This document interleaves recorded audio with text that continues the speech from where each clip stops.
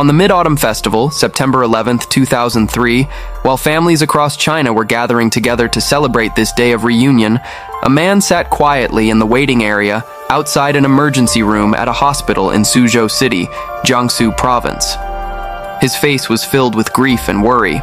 The man's name was Qiu Xiaoqiang. He sat there, his eyes fixed on the emergency room door, because inside that room, lying on a hospital bed in critical condition, was none other than his beloved wife. Her name was Gu Su. As soon as he heard that his daughter was in a dangerous condition and needed emergency treatment, Xiaoqiang's father-in-law, Mr. Gu Rong, immediately dropped everything and rushed to the hospital as fast as he could. As a father, he had no time to sit and grieve or cry. Instead, drawing on the experience and connections he had accumulated throughout his medical career, he immediately contacted an old friend who was currently serving as the director of a major hospital in Suzhou, asking him to personally participate in his daughter's emergency treatment. However, despite the medical team's best efforts, working tirelessly for 2 full hours and applying every possible medical intervention, they still could not save Gu Su's life. The young woman had passed away forever. Before his retirement, Mr. Rong had been one of the leading medical experts in the region, respected and admired throughout the medical community. Throughout his life dedicated to medicine, he had successfully treated countless patients, bringing joy and life to numerous families. But now, in a cruel twist of fate, he found himself standing there completely helpless, unable to do anything but watch his own flesh and blood daughter slowly slip away right before his eyes. The pain in this father's heart at that moment was truly beyond words. As for his son-in-law Xiaoqiang, he appeared to be suffering no less than his father-in-law. When he learned that his wife had died, he seemed to lose his soul, rushing over to collapse beside his wife's body, holding her tightly while crying inconsolably, his sobs echoing through the hospital corridors. In his extreme anguish, he even tried to bash his head against the wall to end his own life, as if he no longer wanted to live without his beloved wife. Fortunately, those around him managed to stop him in time. This heartbreaking scene deeply moved everyone present. They could all feel the deep bond between this young couple and couldn't help but feel sympathy for their tragic fate. Moreover, Xiaoqiang knelt down on the ground, crying while saying to his parents-in-law, "You entrusted Susu to me, but I failed to take good care of her. I'm sorry. From now on, I will be like your own son." Seeing his son-in-law's extreme grief, appearing to be on the verge of a complete breakdown, Mr. Gu Rong felt deeply pained and sympathetic. Clearly, Xiaoqiang loved his daughter very much, and the pain of losing his wife had driven him nearly mad. However, alongside the grief of losing his daughter, something else was gnawing at Mr. Gu's mind. With the extensive experience he had accumulated over many years working in the medical field, he felt that his daughter's death was somehow unusual, suspicious, and not as simple as the hospital's initial conclusion suggested. From childhood to adulthood, Gu Su had always been a very healthy girl, who rarely got sick or needed to visit the hospital. She had never had any serious health problems. However, everything began to change about 2 years ago. From that point on, she started frequently experiencing symptoms such as dizziness, blurred vision, chest tightness, and shortness of breath. Initially, these symptoms would appear briefly and then disappear, but over time, they became more frequent and gradually developed into characteristic signs of cardiovascular disease. Worried about her health, Gu Su regularly visited various medical facilities and underwent all kinds of tests and examinations. But strangely, doctors could not identify the root cause of these symptoms. When Mr. Gu rushed to the hospital and was allowed to see his daughter one last time with his professional eye as a medical expert, he carefully observed the condition of her body. He noticed that his daughter's pupils were fully dilated. Her entire body from head to toe had turned an abnormally blue-purple color. Her abdomen was swollen and distended, and notably, there were still traces of fluid and vomited food around her mouth. He was also informed by the doctors that the direct cause of his daughter's death was acute respiratory failure, followed by cardiac arrest. As someone with decades of experience in the medical field, Mr. Gu understood better than anyone that all these clinical signs did not match the symptoms of someone who had died from heart disease, as the hospital had initially concluded.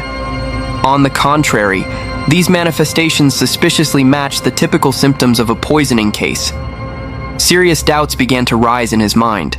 Therefore, with the caution and clear-headedness of a scientist, Mr. Gu quietly and secretly collected and preserved a sample of his daughter's vomit without anyone knowing. He was determined to investigate further himself to find the truth behind this mysterious death. Around 3 a.m. on September 12th, while the atmosphere of mourning still hung over the hospital, Mr. Gu, filled with suspicions, decided he had to get to the truth. He quietly called Xiao Chang aside to a secluded corner for a private conversation. With a grave voice and stern eyes looking directly at his son-in-law, Mr. Gu spoke slowly. "We are both medical professionals who understand the human body and disease symptoms well. I need you to tell me the truth. From the time the family finished dinner until Su was brought to the hospital for emergency treatment, only the two of you were at home together, no one else. So how exactly did Su die? What happened during that time? You must tell me clearly."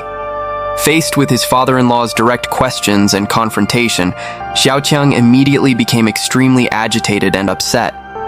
He jumped to his feet, raised both hands to the sky as if calling on the gods to bear witness, and swore emphatically that he had absolutely done nothing wrong to Gu Su, that he loved his wife more than anything in the world and could never harm her.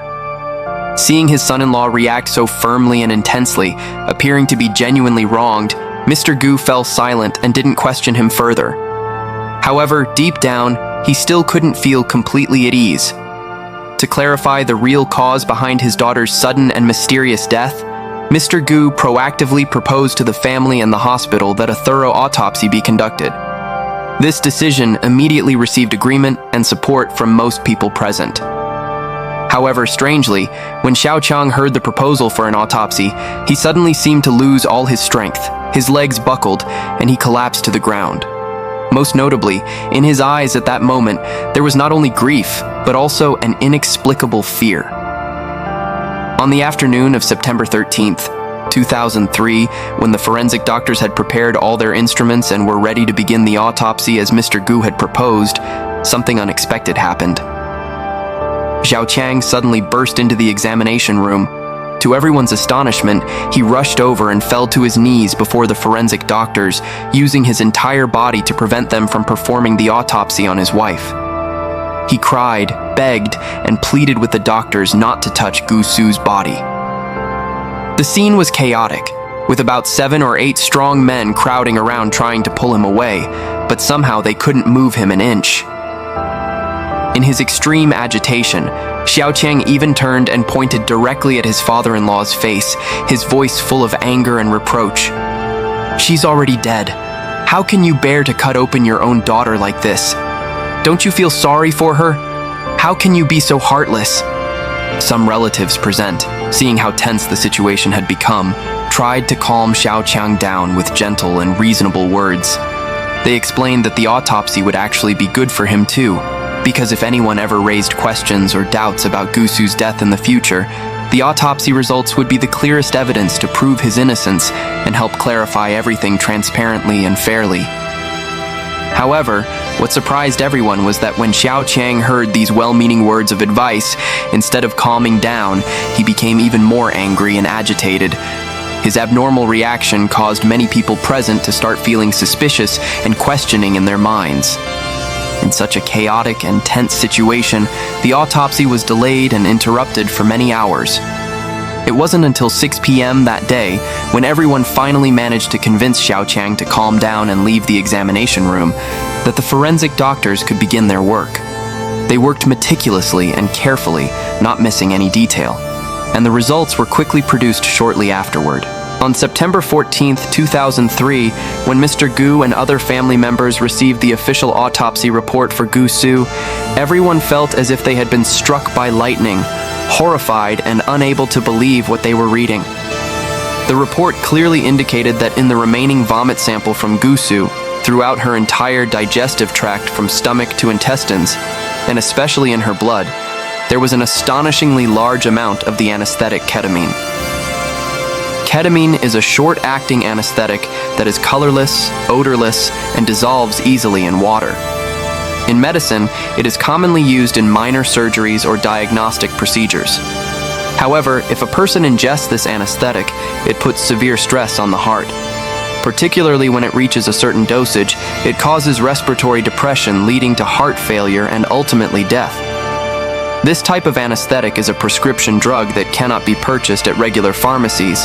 Only medical professionals have access to it. After learning the cause of his daughter's death, Mr. Gu immediately called the police. When they understood the situation, the police also realized that this case was not as simple as it appeared on the surface. Therefore, they quickly launched an investigation. According to what the police discovered, Gu Su had been a girl with a very cheerful, lively, and optimistic personality. At her workplace, she was always well-liked and had excellent relationships with all her colleagues. Her daily mood was also very stable, with no signs that she was experiencing psychological problems or under any mental stress. When Gu Su's colleagues were interviewed, they said that just 2 days before the Mid-Autumn Festival, Gu Su had cheerfully asked her husband Xiaoqiang to bring medicine to another colleague who was sick. When the couple met at the office that day, they looked very affectionate and happy together, making many people envious. Gu Su had even excitedly shared with colleagues about the family's plans for this year's holiday, saying that instead of giving mooncakes to her parents-in-law as in previous years, the couple had decided to give them red envelopes directly, which would be more convenient and practical. She spoke about her future plans with eager and joyful eyes. All these details showed that Gu Su was living a normal, happy life and had absolutely no intention or thought of ending her own life. Therefore, after careful consideration, the police officially ruled out the possibility that Gu Su had committed suicide. Continuing to dig deeper into the investigation, the police examined all the medication records at the hospital where Gu Su had been brought for emergency treatment, and also directly interviewed the attending physician responsible for her case. Through careful verification and cross-referencing of medical documents, they confirmed that throughout the entire emergency treatment process at the hospital that day, Gu Su had not been given any ketamine anesthetic whatsoever. This finding helped the police rule out the possibility that the hospital might have accidentally given Gu Su an overdose, leading to her death. After successively eliminating both the possibilities of suicide and medical error, the police were left with only one conclusion that could explain the presence of large amounts of ketamine in the victim's body. Gu Su had been deliberately poisoned and murdered. And when considering who had the easiest access to the anesthetic ketamine, as well as the opportunity to secretly give it to Gu Su in her daily life without being detected, the most suspicious person was none other than her husband, Xiaoqiang.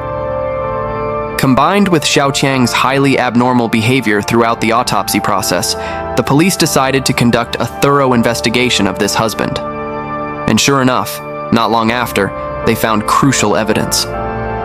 First was Xiaoqiang's signature in the hospital's drug dispensing log, clearly documenting that he had taken ketamine anesthetic. Additionally, the police found the empty medicine vial that he had thrown in the trash after poisoning his wife. After compiling and connecting all the evidence they had collected, on the evening of September 23, 2003, the Hukyu District Police formally arrested Xiaoqiang. When the police arrived, Xiaoqiang was completely unaware. He still thought that his wife's body had been cremated long ago and all evidence had been destroyed, so he had nothing to worry about. In fact, at the moment of his arrest, he was casually staying at his mistress's house as if nothing had happened. At the police station, Xiaoqiang initially tried to remain silent, refusing to admit to anything. However, after 12 hours facing clear and undeniable evidence, he finally had to bow his head and admit the truth. He was the one who had poisoned his wife, directly causing Gu Su's death. Faced with this cruel truth, Mr. Sirong felt extreme anguish and blamed himself, saying, "It's all my fault. If it weren't for me, my daughter wouldn't have died." So why would Xiaoqiang poison his own wife? Xiaoqiang was born in 1969 in Pingjiang District, Suzhou City, China. From a young age, his family circumstances had been very poor, and daily life was a constant struggle with material hardships. Growing up in such a deprived environment shaped Xiao Chang's distinctive personality. He became an extremely competitive person, always having an intense desire to surpass others in every field. Whether in academics or any other aspect of life, he set very high standards for himself and refused to be inferior to anyone. In 1987, through his relentless efforts, Xiao Chang was admitted to Suzhou Medical University with excellent grades. However, this good news was not supported by his family. His parents felt that pursuing a career in medicine was extremely difficult and demanding, requiring many years of study and expensive costs, while the family couldn't afford it. They advised him to choose a more practical path, but Xiao Chang remained absolutely firm in his decision. For him, becoming a doctor was not merely a predetermined career goal, but a dream he had cherished since childhood. Moreover, with his competitive nature, the more his family opposed him, the more determined he became to succeed in order to prove to everyone that his choice was correct. Throughout his university years, Xiao Chang not only studied diligently, immersing himself in books and lectures, but also actively participated in various extracurricular activities and school programs. Thanks to his enthusiasm and progressive attitude, he was always highly regarded by his professors and well-liked by his peers. After graduating from university with excellent results in 1992, Xiao Chang was assigned to intern at the Pingjiang District People's Hospital. This job was envied by many at the time because even though he was just an intern, as long as he persevered and worked hard, becoming a full-fledged doctor would only be a matter of time. However, this seemingly enviable path did not satisfy Xiao Chang. He didn't want to spend too much time and effort just to eventually obtain a position as a regular doctor at the hospital. Instead, he decided to pursue further education to create other opportunities for himself. Subsequently, Xiao Chang applied for graduate school at his alma mater. His academic abilities were undeniably outstanding, as just over a year later, he passed the entrance exam for the master's program. It was precisely because of this that Xiao Chang met the benefactor of his life, his graduate advisor, a man named Gu Xirong. At that time, Mr. Xirong was the head of the thoracic surgery department at the Second Hospital of Suzhou Medical University, a renowned local medical expert, and also a former standing committee member of the Suzhou Municipal People's Congress. For Xiao Chang to become his student was truly a fortunate opportunity. Afterward, Xiao Chang maintained his excellent academic performance just as during his undergraduate years. He was also a student union officer and a party member. Therefore, Mr. Xirong highly valued this talented young man. Xiao Chang clearly understood that his professor's recognition could completely change his fate. So he frequently took the initiative to help the professor with small tasks like buying groceries, changing gas tanks, and other errands to get closer to his mentor. But even Xiao Chang didn't expect that the professor would want to introduce him to his daughter. In the eyes of outsiders, Mr. Xirong was a man with a successful career and a happy life. But every family has its own difficulties, and he also had something that constantly worried him and made him frown whenever he thought about it. It turned out that he had two daughters, Gu Su and Gu Jing, but neither of them wanted to study medicine. When he thought about how he had spent his entire life in the medical profession, but would have no one to carry on his legacy after he passed away, he felt deeply regretful. However, compared to this matter, what worried him even more was the marriage situation of his eldest daughter, Gu Su. After graduating from college, Gu Su became an accountant at a construction inspection station. She had a somewhat introverted personality and didn't like wearing makeup, so even though she was nearly 26 years old, she still hadn't found a suitable partner to date, let alone get married and have children. As time passed, the aging father became increasingly worried about this. Xiao Chang's appearance gave him new hope. A talented young man like Xiao Chang, with excellent academic achievements, good social skills, and a passion for medicine. Such a person was hard to find. If he could become his son-in-law, not only would his daughter marry a good husband, but his career would also have a successor. It would be killing two birds with one stone. Therefore, Xirong asked about Xiao Chang's romantic situation. If he already had a girlfriend, then the matter would have to be dropped. But after some hesitation, Xiao Chang stammered to his professor that he didn't have a girlfriend yet. So Mr. Gu began his intention to matchmake his daughter Gu Su with his student. What surprised him was that Gu Su and Xiao Qiang seemed to have feelings for each other. Not long after meeting, they began dating. By 1997, before friends and family as witnesses, they walked down the aisle together. At the wedding, Xiao Qiang promised his father-in-law that he would take good care of his daughter. Seeing the young couple he had match-made so full of happiness, Mr. Gu was also very pleased. After Xiao Qiang completed his master's degree, thanks to his father-in-law's connections, he was able to work at the Suzhou Children's Hospital. Here, both the benefits and opportunities for advancement were much better than at the district hospital where he had worked before.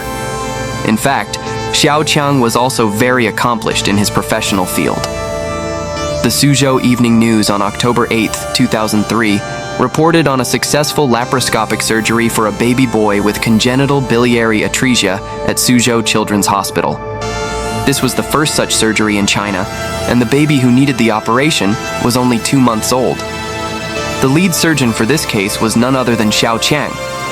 This shows that his medical skills were indeed exceptional. 4 years after getting married, Gu Su gave birth to a baby girl. In the eyes of many, Xiao Qiang was a winner in life. He had married the professor's daughter, had a happy and harmonious family, a thriving career, and a bright future ahead. However, in the eyes of Xiao Qiang's parents, things were not so rosy. They always felt that the marriage between their son and Gu Su was a mistake. In the autumn of 1997, while working at a technical station in Hotan, Xinjiang, Xiao Qiang's father suddenly received a letter from his son. In the letter, he hoped his parents would come back to attend his wedding with Gu Su. This confused his father greatly because his son's girlfriend wasn't named Gu Su. It turned out that before dating Gu Su, Xiao Qiang already had a girlfriend who was an elementary school teacher. The two had deep feelings for each other and had even discussed marriage. But because he wanted to gain the professor's support and advance his career quickly in the future, Xiao Qiang decided to break up with his girlfriend of many years. At the wedding, Xiao Qiang's parents met Gu Su for the first time. They were not pleased with their daughter-in-law because their son's former girlfriend was tall and beautiful, while Gu Su had an ordinary appearance and was quite short. Xiao Qiang was someone who maintained a very good image in public, and many people had a favorable impression of him. It was said that during his university days, when a classmate suddenly came down with a high fever, he immediately carried his friend on his back and ran all the way to the hospital, not caring that he was drenched in sweat. At Suzhou Children's Hospital, Xiao Qiang was also highly regarded by many patients' families, who felt he had excellent skills but a very humble personality. Whenever Gu Su's colleagues had health issues, they would seek out Xiao Qiang for help, and he would proactively bring them medicine. Therefore, everyone had a very good impression of him.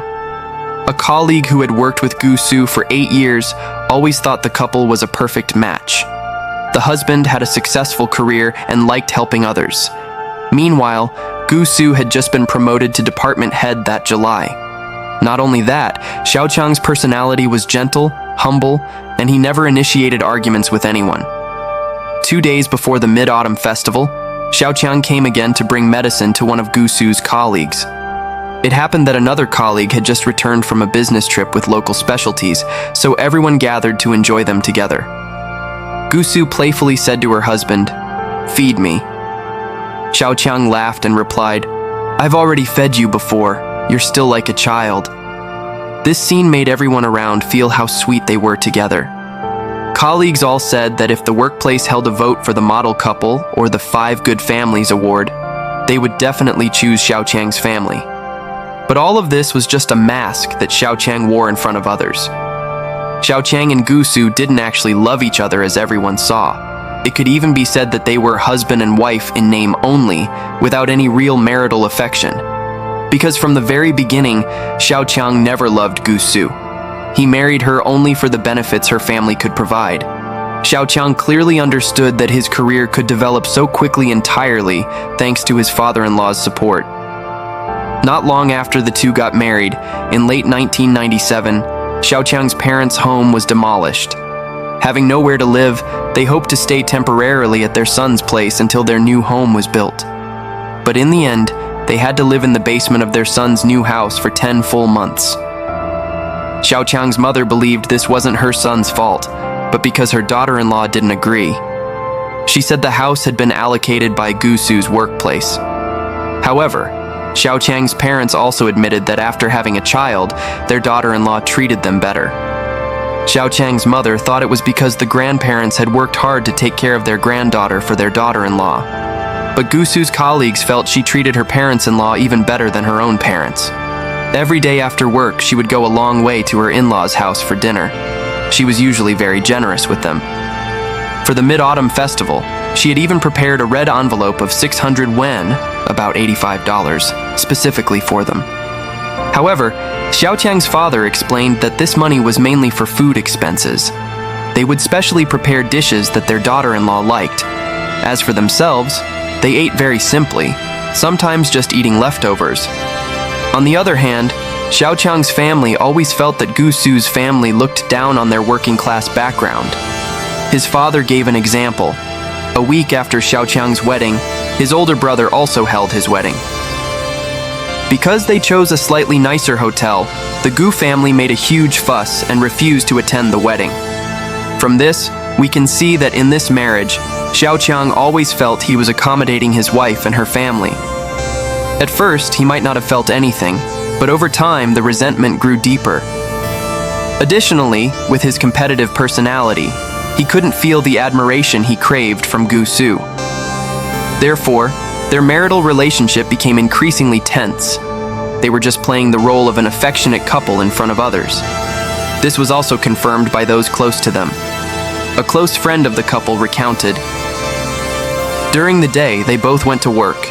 In the evening, they went to the in-laws' house for dinner and to take care of their daughter.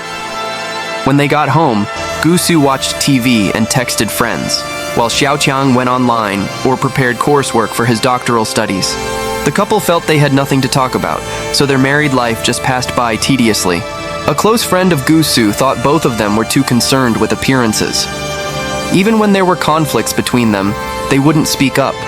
They even waited for the other person to bring up divorce first. Because Gusu had once told this friend, if Xiao Chang proposed divorce, she would definitely agree. However, Gusu's close friend also mentioned that because Gusu felt her education level wasn't high, while Xiao Chang was a master's degree holder, she always felt somewhat inferior. Therefore, Gusu was very accommodating to her husband. Moreover, she was very good to Xiao Chang. For instance, when her husband started losing his hair, Gusu researched folk remedies and special medicines everywhere, even asking someone to buy them from Shanghai. Unfortunately, Xiao Chang was not at all moved by these actions from Gusu. Outwardly, he appeared to be a loving husband, but in reality, he had long betrayed his wife. Furthermore, he was a true womanizer, carrying on not just with one or two people, but countless extramarital relationships. Xiao Chang was famous as a talented young man, so there were many young, beautiful nurses surrounding him.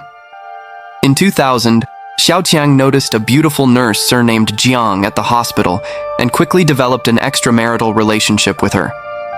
After tasting the sweetness of infidelity, he continued to have affairs with many other nurses and interns. These mistresses, besides being young, beautiful, and having attractive figures, more importantly made him feel adored. Actually, Gusu wasn't completely unaware of her husband's infidelity. Once, Xiao Chang had brought his mistress home to fool around and was even caught red-handed by his wife. Afterward, he explained that it was just a patient or a pharmaceutical company representative who came to introduce medications. Usually, when Xiao Chang texted his mistresses, he always appeared very secretive. Therefore, Gusu also vaguely sensed that something was wrong. But perhaps for the sake of face, she only told her sister about this and never mentioned it to her parents. Among his many mistresses, the one with the closest relationship to Xiao Chang was a doctor named Zhang Fan, who worked at a district-level hospital, and a nurse who worked at the same hospital as him. Of these, he loved Zhang Fan the most, but this woman kept pressuring him to get a divorce. Actually, deep down, Xiao Chang always thought this marriage absolutely could not end in divorce. Not because he still had feelings for Gusu, but because the Gu family would definitely not let him off, and he would also be criticized by public opinion. Put bluntly, he didn't want to divorce because he feared losing his reputation and the benefits he had worked so hard to obtain. Therefore, on one hand, Xiaoqiang enjoyed the career benefits that his wife and her family provided, while on the other hand, he secretly planned a cruel scheme. In his thinking, if Gu Su suddenly died, then after a year or two, his understanding father-in-law surely wouldn't prevent him from remarrying. So Xiaoqiang began bringing anesthetic home every day after work, then mixing it into coffee or tea for his wife to drink. According to his plan, as long as he continued poisoning with small doses like this, eventually Gu Su would die from heart disease without anyone suspecting anything. This evil behavior continued for 2 whole years. However, his mistress Zhang Fan pressed him more and more urgently, saying that if he didn't divorce, they would break up. When everyone knew that Gu Su had started having heart problems over the past 2 years, on August 27th and September 5th, 2003, Xiaoqiang respectively put 3 doses of anesthetic into his wife's coffee. To create an alibi, after he finished preparing the coffee and gave it to his wife, telling her to drink it while it was still hot, he hurriedly left to be on duty at the hospital. After drinking the drugged coffee, Gu Su quickly became ill. In unbearable pain, she made 3 consecutive phone calls to her husband, but he still didn't come home. Having no choice, she called her father. When Mr. Si Rong frantically rushed to his daughter's house, he found that Xiaoqiang had already returned before him. He appeared very concerned, sitting beside his wife, but wasn't doing anything. Mr. Gu saw this and angrily said, "You're also a doctor. Why aren't you taking any measures? Just saying a few words. How is that going to relieve the pain?" Immediately after, he took his daughter to the hospital, but after examination, they still couldn't find the cause. Fortunately, Gu Su ultimately managed to pull through. After these 2 trials, Xiaoqiang felt the time was ripe. At this point, if Gu Su died from heart disease, surely no one would suspect anything anymore. Finally, on September 11th, while Gu Su was taking a bath, he put 5 doses of ketamine into the coffee, then handed it to his wife and gently said, "Su, after you finish drinking the coffee and eating the mooncakes, let's go outside for a walk and enjoy the moon." When Gu Su finished drinking the drugged coffee, about 10 minutes later, she began showing symptoms of dizziness, and her heartbeat gradually slowed. Then, Xiaoqiang helped his wife into the bedroom and laid her down, while he stood outside watching his wife struggle with death. In her agony, Gu Su called out her husband's name multiple times, but he coldly did not respond. According to Xiaoqiang's later confession, while waiting for his wife to die, he spent more than 2 minutes going to the kitchen to thoroughly wash the cup that had contained the drugged coffee. After Gu Su died, he even used that same cup to make coffee for himself to drink. This shows how strong his psychological fortitude was. Around 9:50 p.m., more than an hour after Gu Su had fallen ill, and noticing that his wife was about to die, only then did Xiaoqiang pick up the phone to call his parents-in-law and sister-in-law, saying that Gu Su's old illness had flared up again, and this time it was very serious. Gu Jing knew her sister had often felt dizzy over the past 2 years, but had never had a serious episode, so at that time she wasn't too worried.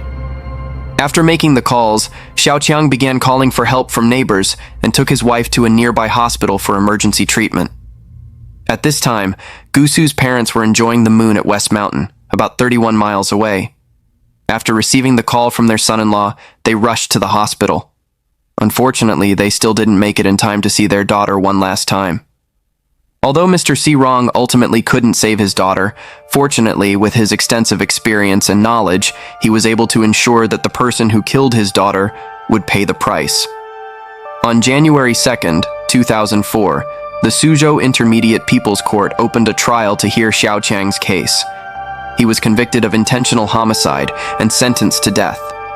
But Xiaoqiang felt it was unjust and appealed. Finally, on June 22nd of the same year, the Jiangsu Provincial Higher People's Court issued its final verdict. The original sentence was upheld. Since the case occurred, those who knew Xiaoqiang were all extremely shocked after learning the truth. They thought he must be mentally disturbed. Beyond their surprise and confusion, everyone also felt a deep sense of fear.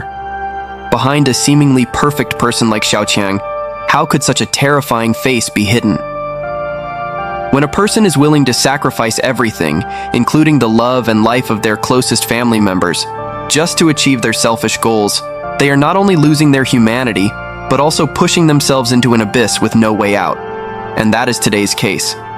Thank you for watching this video. Don't forget to like, subscribe, and turn on notifications so you don't miss the next videos.